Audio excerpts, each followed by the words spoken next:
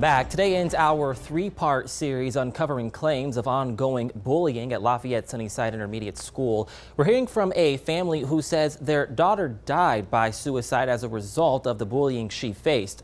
News 18's Micah Upshaw is sharing their story in this special report.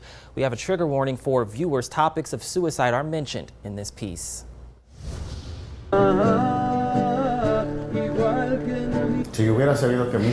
If I had known that my daughter in that school, she would be bullied, I would have never let her go.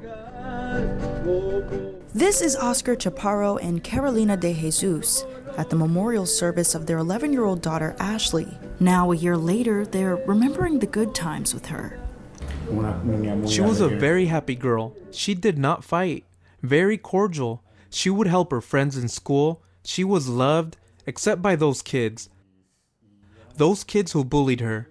Ashley was nearing the end of her 5th grade year at Lafayette Sunnyside when she took her life. Her parents say she told them she was being bullied, but they didn't know how severe it was until after her death. Friends and peers laid out everything she endured to the family's lawyers. Porque los niños decían que por los zapatos. The kids would bully her because of her shoes, because of her phone, anything really.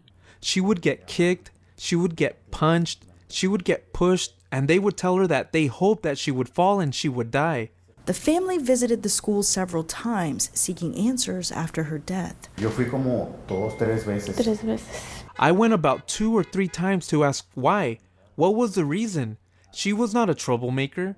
There was no violence at home. We don't use drugs. We don't drink.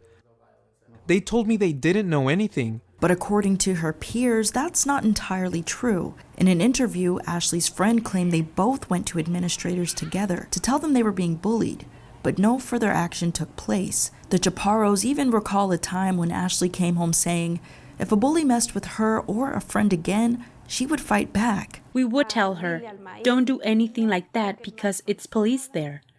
And she would say no, because the teacher doesn't do anything. The principal doesn't do anything. The police don't do anything. The parents say they're disappointed with Sunnyside administrators for not informing them of their daughter's condition the day before her death.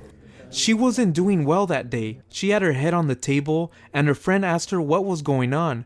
Ashley was crying. Ashley was not feeling well, and the friend told the teachers that she needed to talk to a counselor, and they didn't let her go.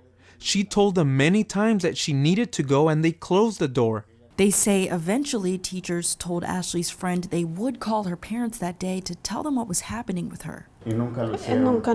They never did, because we would have done something if we were told that Ashley was not doing well. This is what frustrates them most: lack of action and communication from school leaders. The children are one thing, but the teacher should know what they're doing.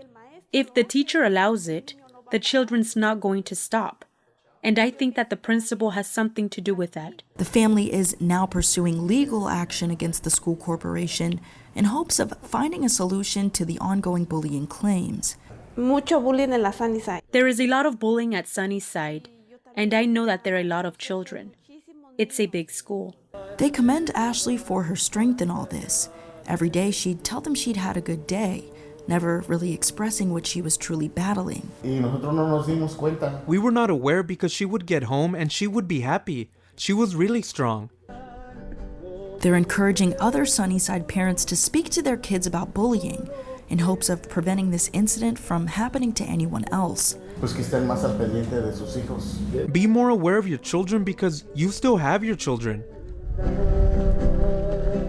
I could not help mine.